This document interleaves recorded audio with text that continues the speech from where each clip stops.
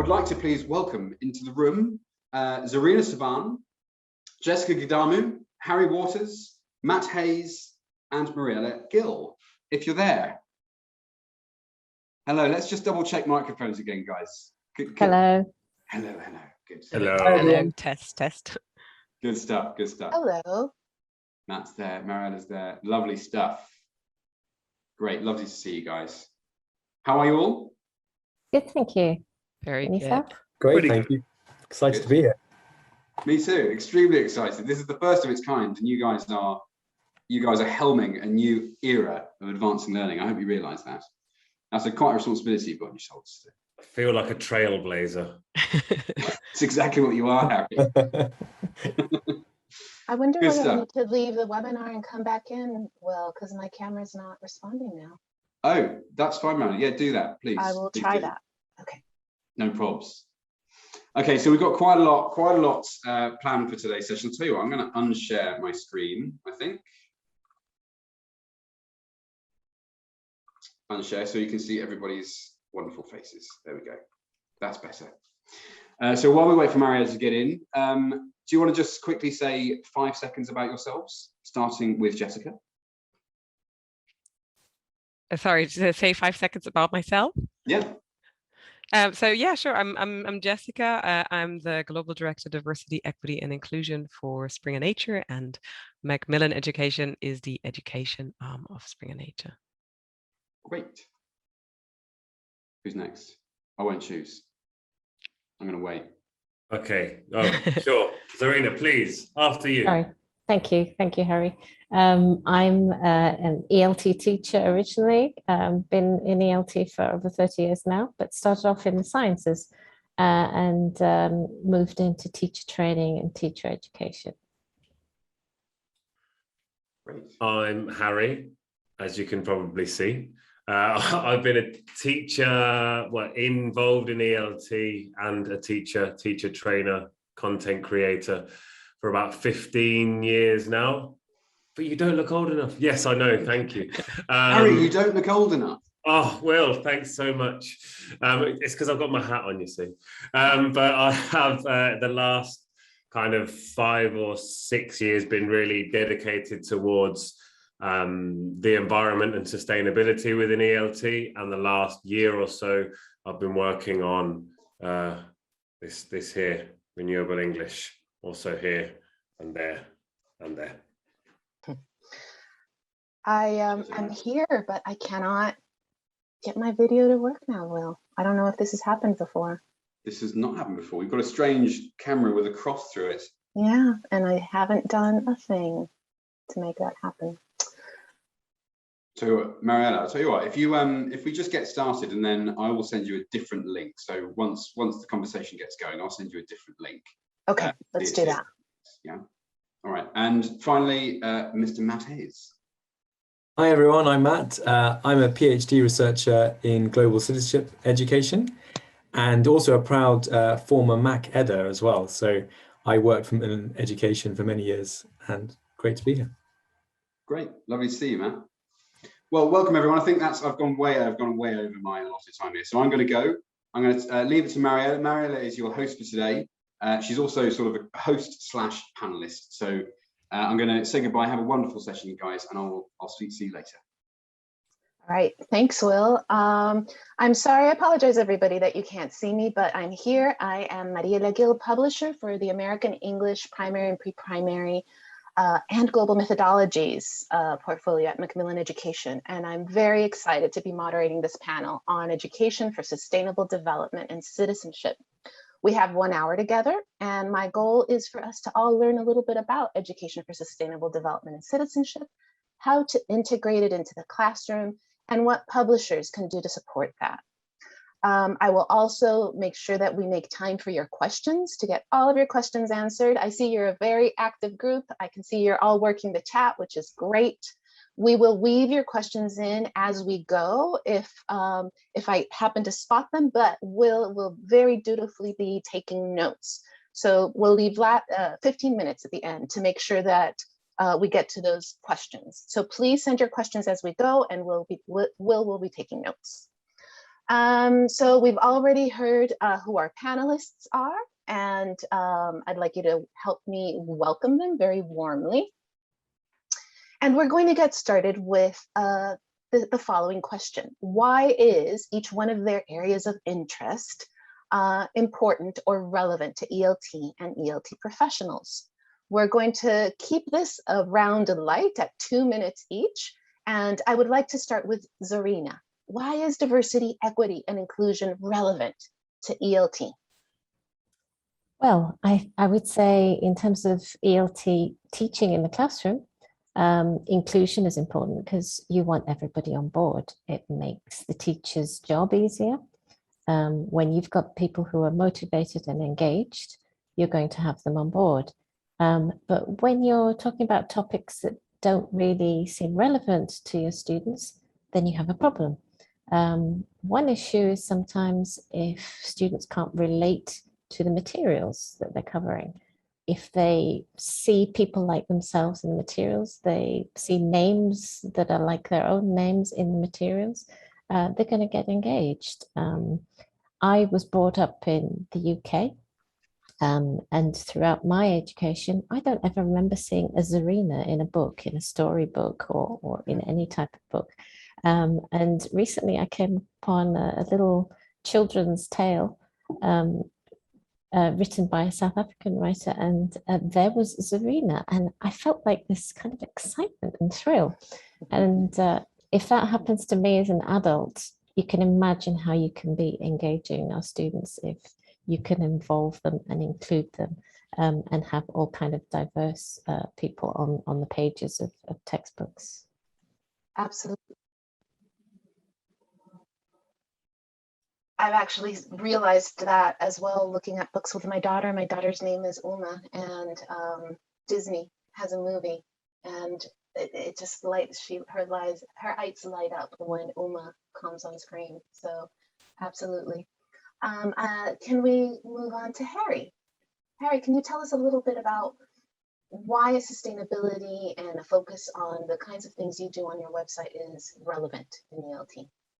Absolutely. I think it's not just relevant to ELT, to be honest. I think with the environment, with the planet, the way it is, I think it's relevant to absolutely everything. I think it should be included in all areas of curriculum. It should be involved in maths, in science, in English lessons, in whatever possible. The environment should be connected to it. It is a climate crisis that we're facing. There is urgent action required now. So I think wherever possible, we need to be able to educate not only young people, but also adults and, change makers, plus future change makers.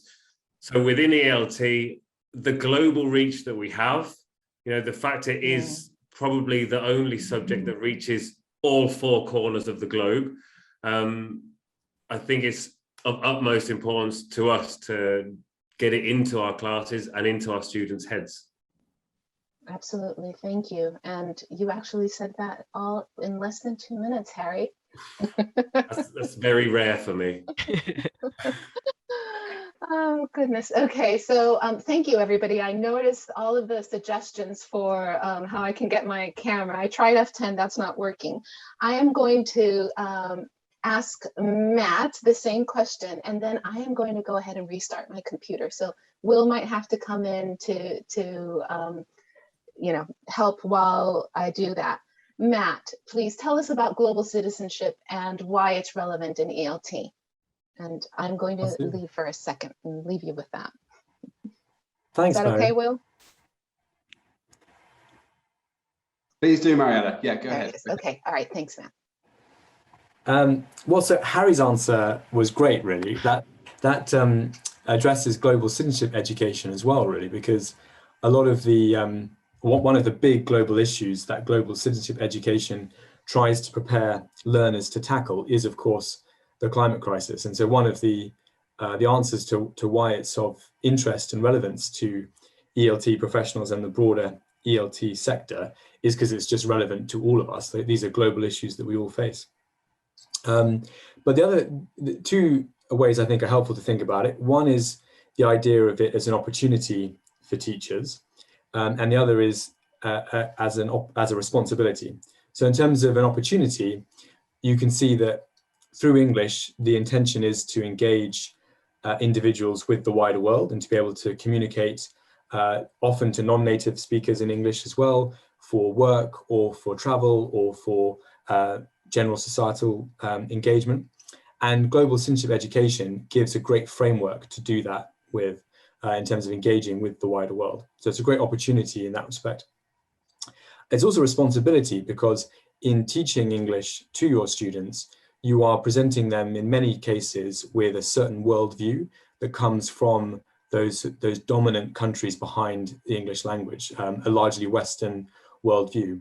And one of the key elements of global citizenship education is to engage critically with those dominant worldviews and to bring in broader perspectives and to look at what is social justice at a global level as well, and the ways in which the West dominate the world unfairly. So I think also it's good to see it as a responsibility for teachers as well. Thanks, Matt. Again, I think bang on 2 minutes. Thanks very much for that. Over to you, Jessica. Yeah, sure. Thanks. So I think similarly, as what I said, I think I have a similar approach of like, I think it's important, DEI is important to everyone.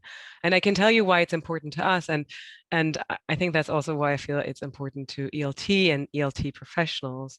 And so for us at DEI, diversity, equity, and inclusion is one of our core strategic priorities because we believe that it is vital to address any problem that can stand in the way of great research or great education.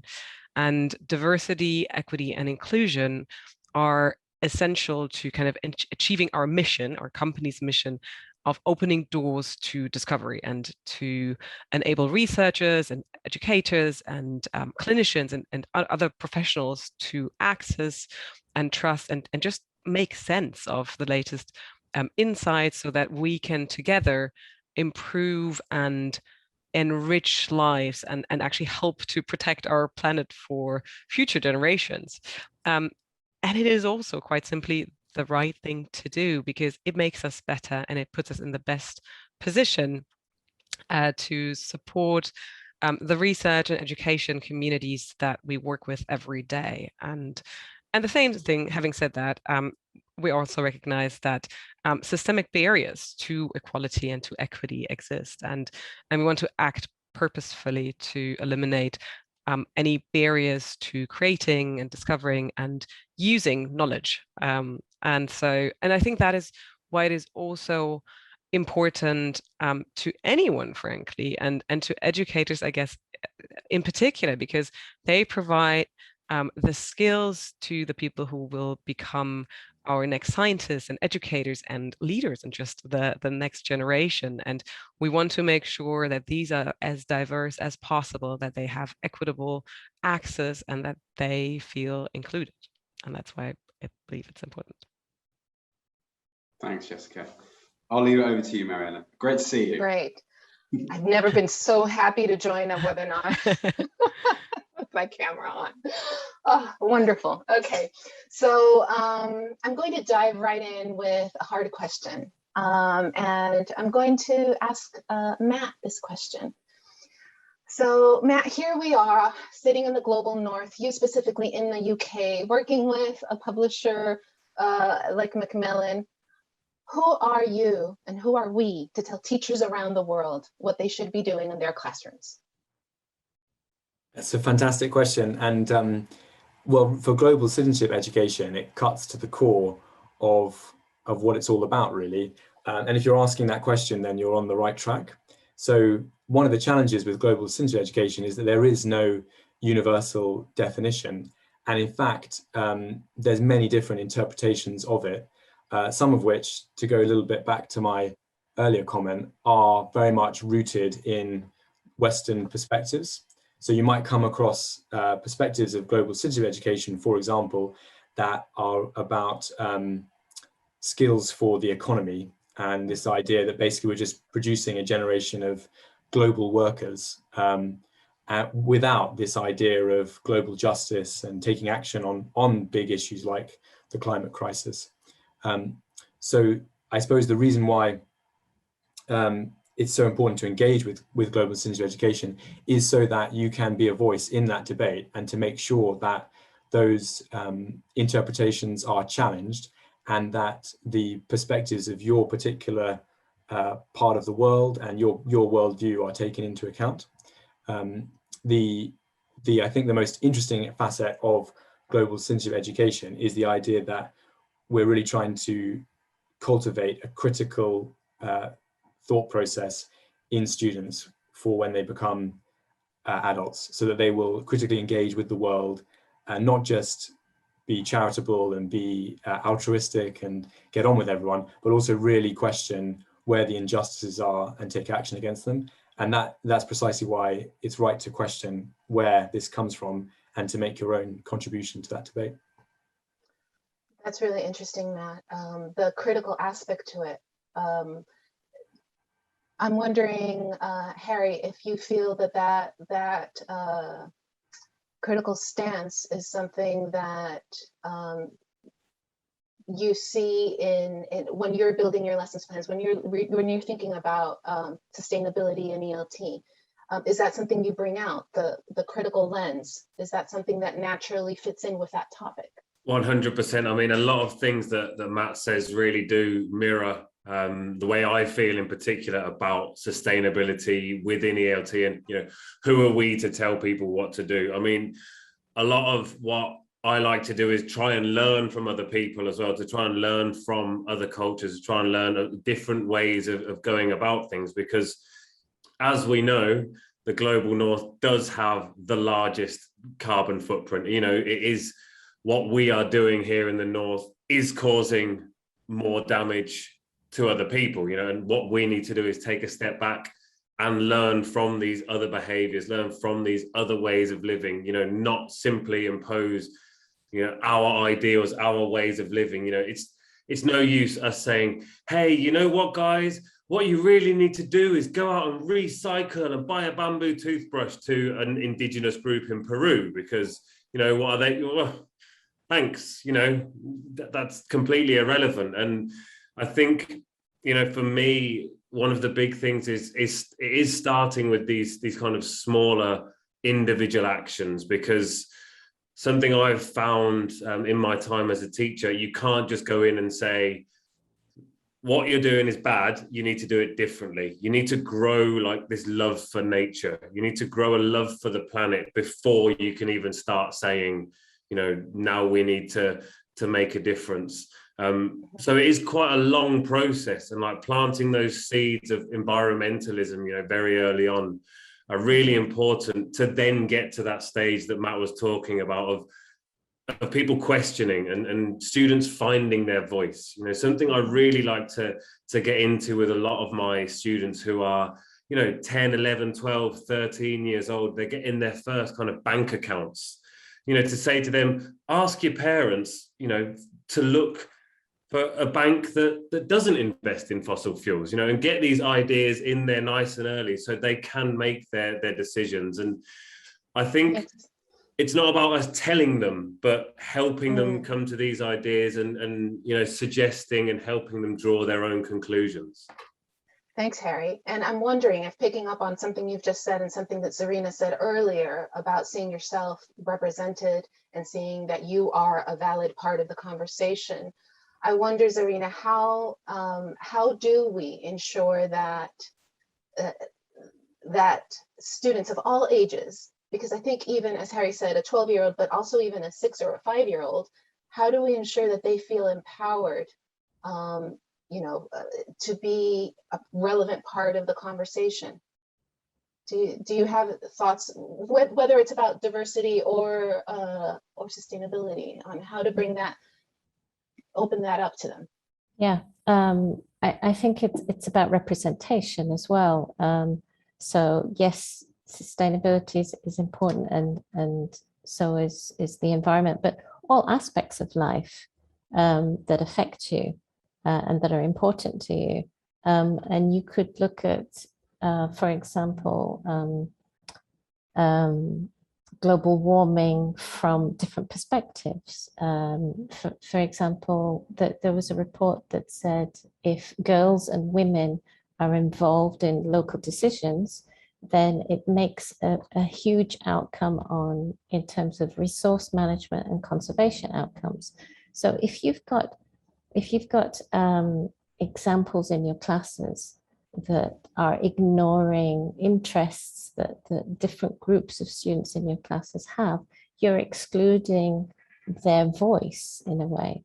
And I think because we're all in the ELT world as well, we've got to accept that English has become such an important lingua franca in the world that it's a language through which decisions are made and important news and information is sent out through this medium, that we're actually enabling our students to be part of this world globally, but also we can make them aware of what's going on locally as well. So there's the relationship that they can see to their immediate surroundings and what's going on in the outside world.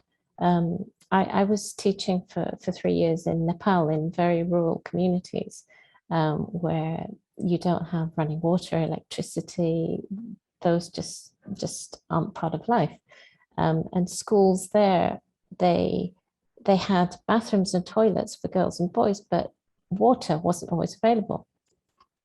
And, you know, practicalities of the life of a young girl through puberty, becoming a woman, she needs water to clean up. And so that type of decision was excluding girls from education. It's not what you might think that you have to think about to make sure everybody is included. In Thailand, it's been great to see how you can have access to bathrooms for different genders. And it's not just his or her bathroom scenario. So if you don't feel that you belong or associate to a gender, how does it feel walking into a bathroom that you don't feel you belong to? Those kind of things are at the essence of who you are.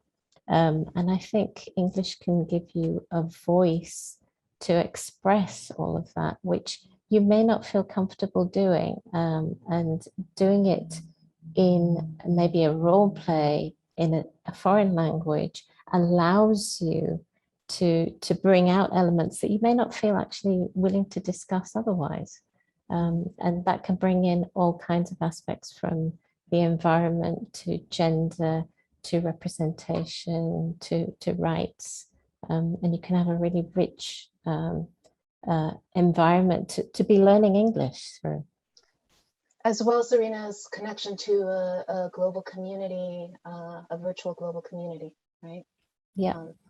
So I'd like to move the conversation a little bit to address something that is kind of in the air as we speak about all of these things, which is the question of privilege, right? Because with all of the various circumstances that we live in, we have every one of us different degrees of privilege in our lives.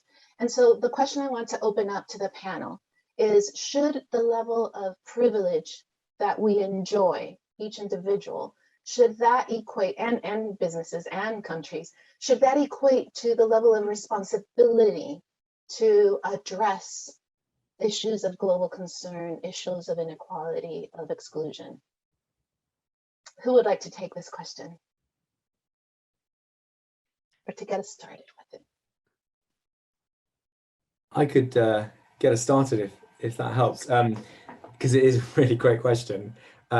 So with global citizenship education, it does build on lots of pedagogies and frameworks that will be familiar to everyone, from 21st century skills to global education to sustainable education and more. But the real differentiator is this idea of citizenship, and that with citizenship, that carries both rights and responsibilities. And this is, so one sort of angle to take on whether more privilege equals more responsibility the danger there is you then replicate the very injustice that you're trying to address. And so the idea with global citizenship education should be to encourage everyone to feel like they have an equal opportunity to engage with the issues of the world. And some of the dangers of equating privilege with responsibility is that you end up with basically a global elite that attend international private schools and can fly all over the world, and that, you know, maybe they live in another country and they go back to their home country, and so they're very comfortable with all these different cultures, and global citizenship works for them in that respect.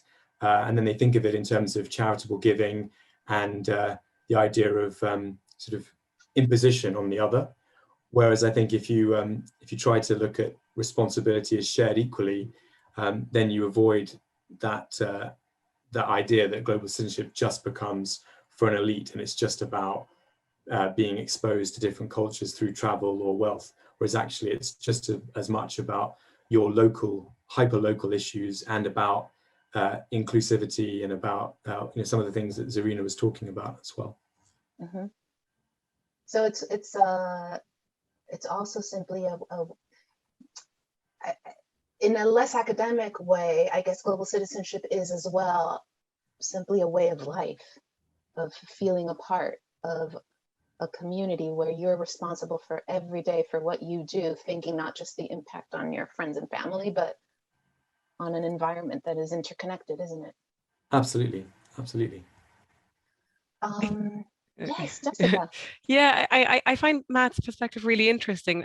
This idea of equal responsibility and looking at this from a DEI perspective. I think we often think of, we talk about privilege. I think there is an understanding that with privilege also comes more responsibility in how we, how we help or how we support structures that will allow others to participate who might not have that privilege. And we speak a lot about allyship in that context. Like internally, we think a lot about allyship and how can we be better allies to other people in an area where we have privilege. For example, we have a number of internal employee networks that bring together different communities. So for example, we have a women's network, we have a disability and neurodiversity network, a Black employee network. And our women's network recently published a guide to be a male ally and kind of give people ideas of how can they be allies and share their privilege in elevating voices of others. And I do think that there is this level of shared responsibility, and I agree with Matt, but I do also think that there are areas where in a situation when we have privilege, we do have a responsibility to kind of elevate others and help level the playing field, be that in terms of creating representation or just like very simply, like in a meeting, who speaks in a meeting? How can I make sure that different voices are heard, that different people get to participate? We have a similar guide for that was created by our LGBT plus network that looks at how can we be allies to the LGBT plus community? How can we create spaces where people feel included? So I like to look at it with this balance of shared responsibility, but also individual responsibility for leveling the playing field. And I'd like to ask something, maybe that this might seem like a silly question, but I just need to ask it. How do you recognize your own privilege? Like, how does each person look inside and recognize, where is it that I have advantages that maybe others don't? Yes, Zarina, you want to If I can jump in there. Yeah, I think one good way of thinking about it is when you walk into a room, how many people look like you? How many people represent you in that room as well? Their interests, their ideas. So if a lot of people are looking like you in the room, then you're probably sharing a privilege because they're in the majority there. If not many people look like you, then you probably have less of that privilege. And And I think talking of privilege and power as well, I think English language offers you that as well. We're all in the ELT business, and some people, think of the English language as, is it a colonial empire in a different form? But you could also look at it as a great tool. Just last week, the novelist Abdul Razak Gurnah won the Nobel Prize for Literature. He's a Tanzanian writer. So you can see that English has provided him power and privilege and a voice to actually represent his world and his ideas to the world. And so I think, although we may be dealing with parts of the world and students who don't have privilege, who don't have power, and we're dealing with communities and societies who are relatively powerless and in comparison to the northern world, the developed world, you could see it as a way of gaining privilege. And I've experienced that as an English language teacher, coming from an Indian background, Indian parentage, being born in Britain. It allowed me a certain privilege and power to actually be able to go out in the world and become an ELT teacher educator, which probably I would not have had the same privilege without that English language power. Mm-hmm. I think, sorry, go ahead. No, go ahead, Marianne. Well, I was going to pick up on something that Jessica said and something that you just said. So Jessica said, introduce the concept of allyship. And you've just introduced the concept of English as an empowering tool of increasing your privilege and your power. And I'm just thinking, as a teacher, when you walk into your classroom, and Serena, you said, you walk into a room, how many people look like you? I'm thinking, as a teacher, you're probably doing that from two perspectives, right? You're thinking, how do I situate myself within this classroom with these, 10, 15, 30, however many, 50 students, but also looking at it from the point of view of every single one of those students, right? And what are things that teachers can do when they see that they need to extend allyship to their students? Because the teacher-student relationship is one of unequal power, typically, right? Where the teacher holds most of the power in the classroom. I'd like to open that up a little bit, see if, what do you think? Yeah, if I can jump on that one there. I think for me, one of the big moments in my life for like recognizing my own privilege, obviously as a straight white man, I am aware of the privilege that I have, and it's as plain as can be. But I was working at a private school here in Spain, and it was a very, very right-wing school, which went very much against my ideals. But mortgage and food and stuff like that had to be paid, so it was a job that I could get. And I remember one of the students was talking a lot and complaining a lot about immigrants in Spain, like a lot. And I just said, look, I'm an immigrant. And the first thing he said was, yes, but you're different.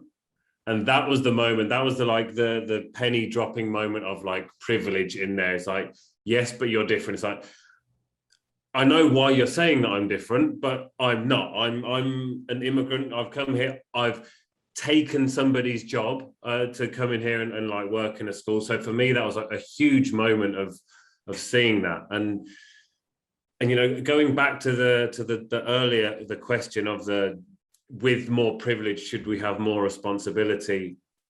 I think one of the big issues looking at COP26, for example, is the countries of privilege, the countries that are out there causing the most damage. They have more responsibility to change their own actions. There is more responsibility within themselves to stop fracking, to stop going out and digging new coal mines and so on and so forth. It is not our responsibility to tell other countries what they should be doing. I think in that respect, the more privileged countries should be taking responsibility for their own actions, but not have the responsibility to tell others what to do. I think maybe learning from other countries is what the global north should be doing. And I think the the lack of representation that there's going to be at COP26 is one of the big issues that I have with it, certainly. And well, it's one of the issues that there is with it. So I won't go on for too long, because as I know, we don't have long left, and I don't want to get on a rant, because I quite easily could right now. Well, before I bring in another question, I'd like to open it up to the panel. Would anybody like to say anything else specifically about privilege and allyship and bringing that into the classroom? Yes, Serena. Sorry, just to connect with what you said about how to maybe get students to feel represented. A really nice way I've used with students is doing a questionnaire at the start of an academic year to find out what their interests are, what their particular niche likes and dislikes are, and then to try and use that information throughout the year in the worksheets that you produce, in the kind of video clips or audios that you select to add to your various classes or particular projects, to be able to hand over that power and privilege to the student. And that's really what we're talking about when we talk about making classes student-centered. It's handing over the power to the students to be able to do what they want with the language that they've been practicing. And from a pedagogical point of view, it's really powerful because they get more engaged, they use the language, they're practicing, it's more student-student interaction rather than teacher-student conversation. But at the same time, they start feeling somewhat empowered by having a voice and by being able to do what they want with interest areas that they want that reflect their personalities. And that's part of power as well, to feel enough confidence to be able to reflect your inner self, which a lot of people feel they can't do. Zarina, you made me think of something that I'd like to raise, which is that there might be topics that some teachers, there might be, say that you realize either in conversations with individual students or in the questionnaire you do at the beginning of the year, that there are certain aspects of a student's identity or interests that you'd like to bring in, but in certain contexts, teachers might feel a little bit afraid to do that because they might feel like, well, I might be either exposing the student because maybe they're in the minority and they will feel worse if I bring it up, or what if I bring it, what if I integrate, bring that kind of topic in, or that identity, or open up topics that most of the class isn't comfortable with. What if I don't know how to handle that situation in the moment? What if it gets political? What if it gets difficult? What does the panel think? Are there tips that we can give teachers to also empower teachers to handle situations that they might be a little bit scared of? If I can jump in. Sure.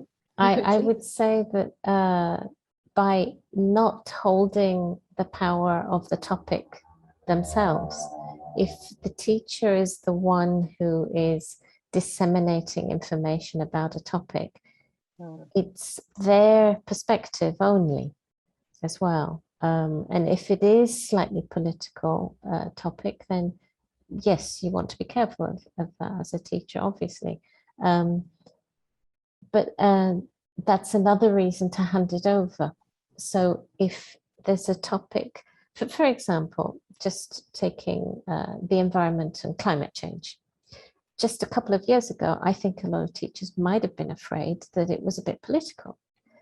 However, it's now such a hot topic of interest and of necessity, I think, that it's lost that politicization, if you will. And I think that can happen with many topics over time. If there is enough awareness and it's portrayed not in an emotional sense, but as a necessity.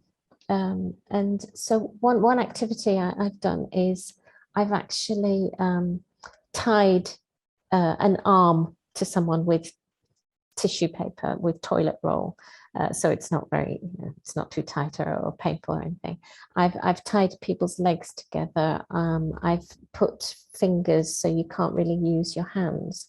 I've put a patch over someone's eye. I've put things over people's ears so that they sense how it is to lose a sense and to not be fully able. Just to put themselves in the perspective of what might it feel like if you are not able-bodied. And that can be a nice starting point without preaching or telling people what to think. The thoughts come from the students themselves. And I think that's an important element. That's really interesting. So putting people in a completely different context so that they start questioning themselves, bringing in that critical stance that Harry and Matt really, brought up earlier. I'm just looking at the time and I realize that soon we're going to open up to the Q&A. So I want to remind the audience, we have a few minutes later for you to bring your questions in. So please start thinking about them, put them in the chat so that Will is all set with questions for the Q&A. And I would actually like to, I have 2 questions left. So I'll actually ask very briefly one of them and then we'll get to our final question. So this is, ELT I think is a really interesting field, very dynamic, where we have the opportunity to bring in all kinds of thoughts that aren't just about language, vocabulary, and grammar, right? So in the context of sustainability, of global citizenship, and of diversity, equity, and inclusion, what are some of the changes that the panelists would like to see in the future of ELT? What would you like to see happen in the next few years? Oh, if you don't mind, I'll jump in there. I think one of the big things is sustainability and the environment becoming involved throughout, textbooks, throughout units, not just having that single unit with all the terrible things that are happening in the world, or that single unit that says, hey guys, it's really good to recycle. And then people go and recycle and they're like, yay, I'm doing my bit for the planet. Well, it's not really enough. It is a bit, and it's a great start. Don't get me wrong. Recycling is a wonderful start, but to be doing that and say you love the planet is a bit like saying you're on a diet just by having a Diet Coke with your Big Mac. It's not exactly enough. So I think bringing it forward into the fore of every unit in a textbook. When you're talking about fashion, don't just talk about jeans. Don't just talk about that. Talk about the amount of water it takes to make a pair of jeans. Just talk about secondhand fashion. Glorify an upcycling designer rather than glorifying, I don't know, Yves Saint Laurent. That was literally the first one that came into my head. I don't know why. Very 90s of me.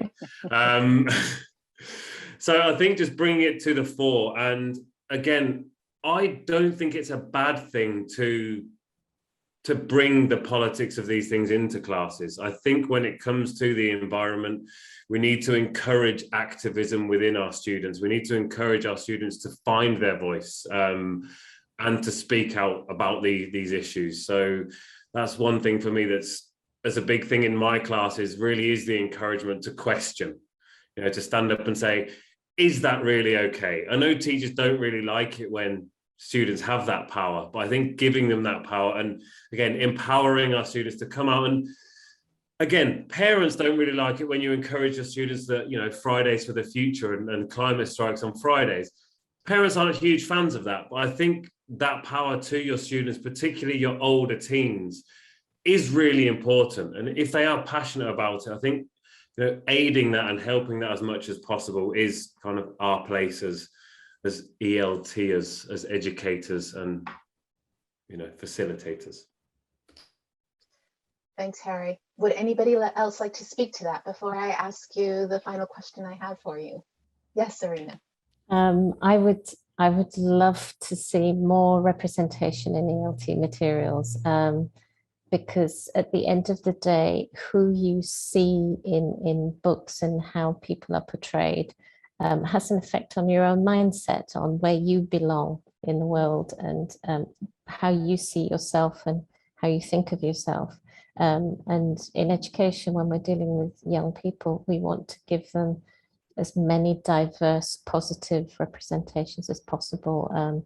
So for ELT material writers, I would say, really think about how are you portraying a person of color, a person of disability? Is it tokenism that they're just there on the page? How exactly are they being represented should be a bigger thought process, I think. Yeah. Thanks, Zarina. Matt, looks like you want to add something as well.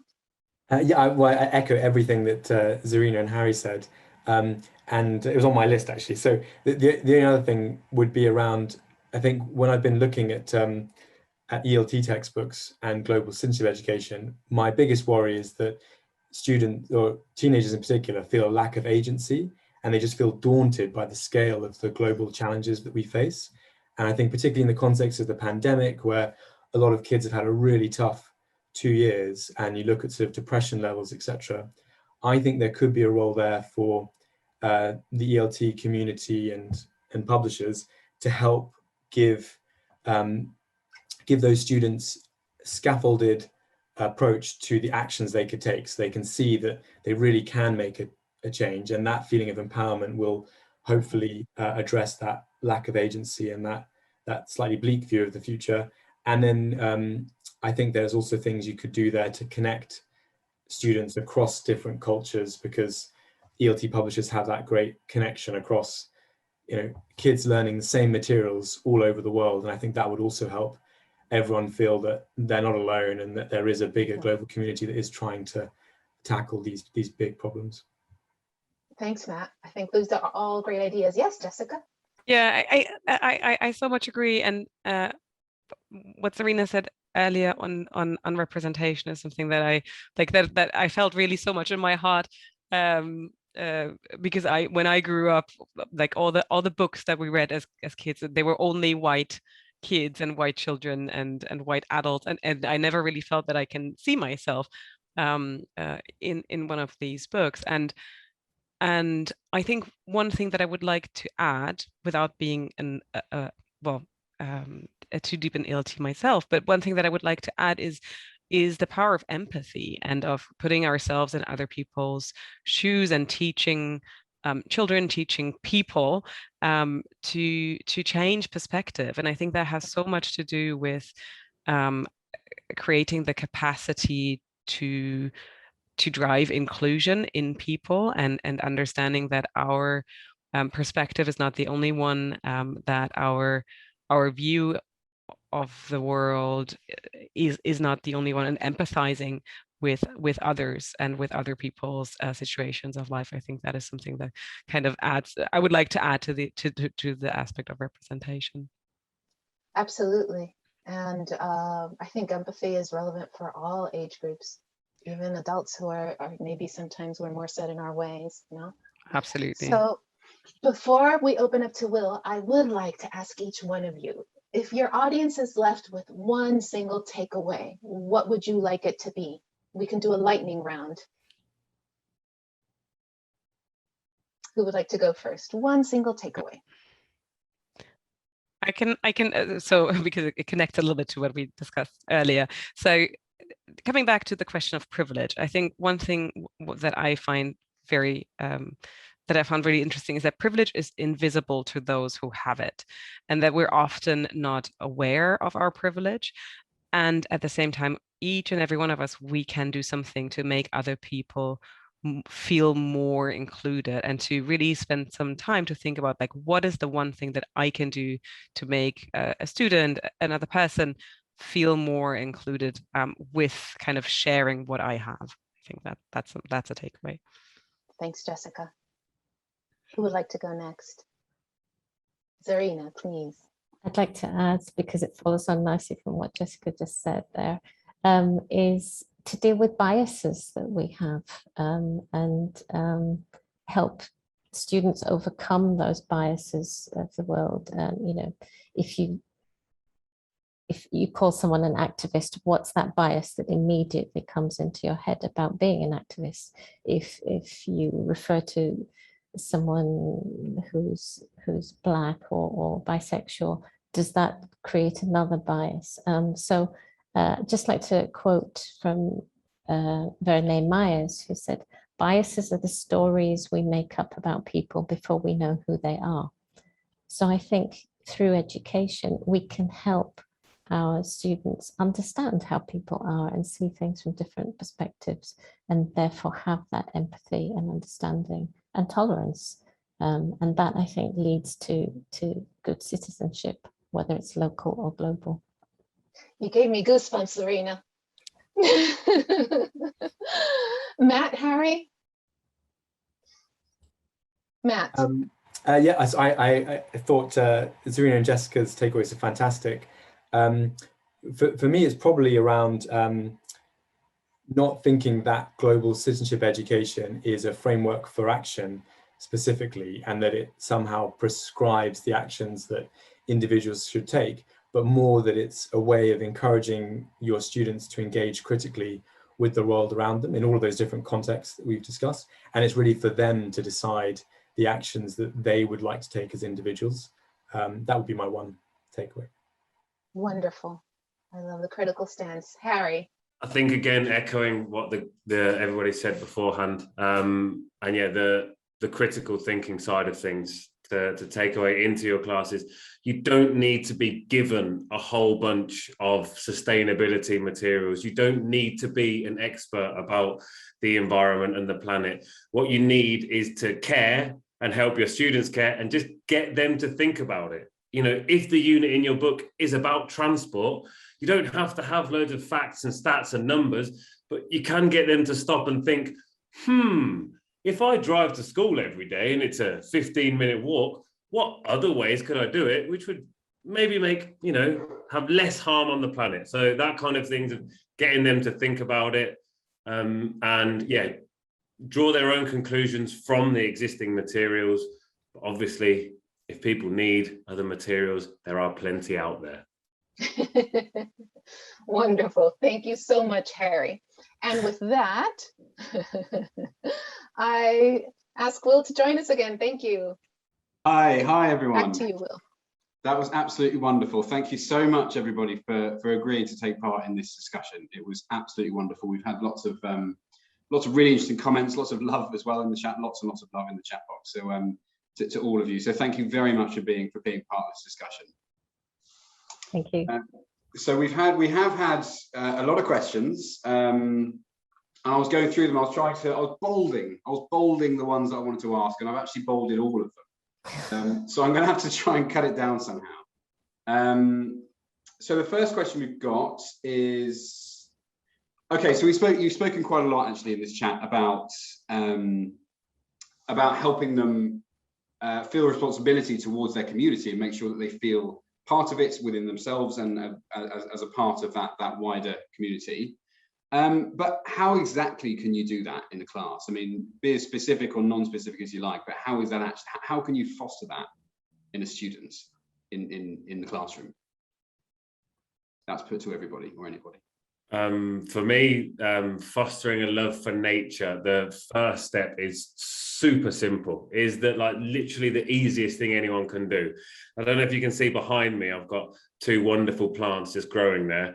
Both of those are class plants that they started as one class plant where, you know, we grew it, we turned it into a project, we then propagated it, and it's now two plants, as you can see, that are kind of intertwined. They're almost holding hands there behind me.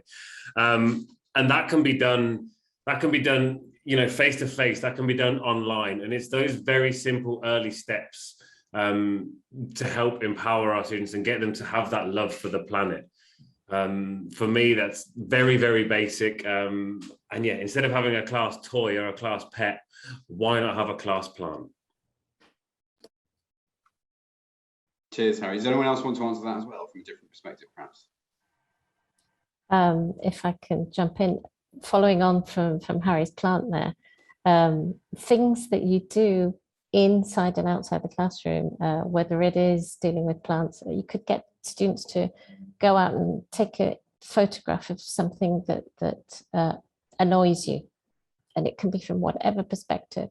So you could tackle noise pollution, you could tackle traffic, you could tackle rubbish on the streets, you could tackle all kinds of issues from whatever perspective they want. And they then bring those things into the classroom and want to talk about it because they feel empowered about that particular topic that they've chosen. It's student-centered, it's local, it's from their surroundings, and you can then come up with solutions, you can have discussions. So just like Harry's plants are intertwined, you intertwine so many skills through those kind of activities. And at the same time, they're learning about responsibility towards their local environment and as a citizen in that community as well. Wonderful, thanks, Serena. Jessica, Marielle, Matt, do you have anything you wanted to add there? I would like to add the idea of always wondering, whatever you have in front of you on your screen, in your books, if you bring something in from the environment for your lesson, opening it up to students to always wonder, whose perspective are we looking at? To me, that's the basis of critical literacy. That's the basis of the critical stance and global skills within global citizenship education, and the stepping stone to creating an environment where, as Serena was saying earlier, students are empowered, right? So by saying it's okay to question even what I've brought in, whose perspective does this represent? And it also, I think, encourages rigor in thinking. Whose perspective is shown here? How do we know whose perspective is missing, and how do we bring it in? That can change any lesson plan and anything that you've got in your book or on your screen. Thanks, Mariella. Sure. I don't know if we have time, Will, but I was just going to say that the great thing about ELT is that you can use any content you like to develop the English language, and so there are some fantastic resources out there. Obviously, Macmillan has resources, but I think someone also mentioned Oxfam in the chat, and those resources that are already out there are also really helpful because you don't need to feel like you have to get to the really complex issues straight away. There's some great scaffolding out there. So you can, for example, just begin by looking at reverse stereotyping to examine personal bias and so you don't have to get straight to the really complex stuff. That was just my little addition I wanted to add. Great, thanks a lot, Matt. Okay, so a few comments have come in about a teacher's time, and I think generally there's a bit of a feeling of I don't really have time for this. I've got my materials that I need to get to. I've got my DOS is breathing down my neck, asking how far I am in the unit and making sure I'm going to reach the end of the course book by the end of the year. What would you say to the teachers that are saying, I'm sorry, I don't have time to do this or even think about this? I've got loads of answers for this, but I'll keep it quite short. Really key for me are like routines. You can chuck in quick routines about the planet very easily, and you can work like big numbers into that as well. So, for example, at the start of the class, you can go on to worldometers.info and look at the amount of CO2 that's been gone out into the atmosphere, and then look again at the end of the class and then have a quick subtraction. There you go, you're working on numbers, huge numbers, but you're also making them aware of the amount of CO2 that's gone out in that short hour. You can also just have a quick 5 minutes every class. Okay, today it's your day to bring in something you found about the environment, be it a photo of lots of traffic or mess on the floor, or an article they've read, or a super cool new influencer they're following, and just to quickly come in and talk about it and make it into a quick 5-minute routine rather than talking about the weather or what day of the week it is again, like you've done for the last 15 years. Maybe do something a bit different, switch it up, and not say today it's Monday and it's sunny. It's always sunny. Anyway, that's I live in the south of Spain. It is literally always sunny. So yeah, that's my idea. Just, you know, turn it into a routine and make it a part of the lesson rather than, you know, having to stop doing what you're doing. And that other thing of the critical thinking at the end of the lesson. So how does what we've studied today affect the environment? Bam, 5 minutes before you leave. Everyone's got 5 minutes. So you don't need one really exclusive lesson that you've been building for the last 3 months in order to deliver all of these things in one go. It's woven into the fabric of the lessons. Exactly. Or you can, you know, obviously tell them there are other things outside of class that they can also work on. That doesn't all have to be in that moment. If you spark the interest in the class, then that should grow outside of the classroom, be it sustainability, be it diversity or global citizenship, and so on. Cheers, Harry. Thank you. Does anyone else want to take a punt at that question as well? I think it can actually save time if you build it into a form of assessment where you're integrating the traditional 4 skills. We normally, you know, in the classroom are focusing on those skills in terms of teaching, but it's a great way of practical assessment where students are doing something with language, representing what they've discovered or learnt or researched. And it saves you time because you're not marking papers in terms of their grammar and vocabulary, but you're actually focusing on their use of English and how well they use it. So everything that you've taught them in the curriculum can come together in something like a project. Thanks, Irina. Yeah, absolutely.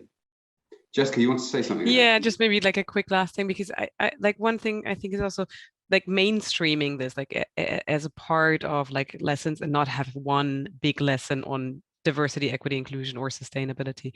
And one thing that I used to do when I was a German language teacher actually is like I had small snippets of text or poems that had something to do with diversity, be that by a leader or an activist. And we would read that at the beginning of the class instead of chit chat and then talk about it. And so this is like a 5-minute exercise, but it was really interesting to kind of get some discussion going. So I would also try to kind of incorporate it into many different sessions. Great, thanks, Jessica. Mariella, Matt?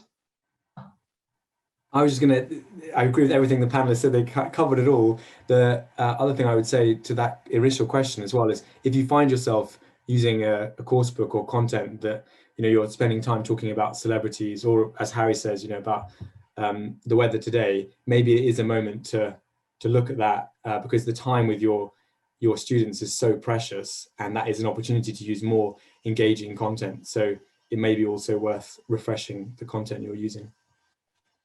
Great, thanks. Mariella, I have nothing to add. They've said just amazing points. Other than Brilliant. I'm really happy to be here and I've had this opportunity.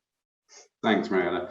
I think that's all we've got. So I just wanted to say thank you to everyone who's put questions to the panel today from Facebook and from, if you're watching on Zoom as well.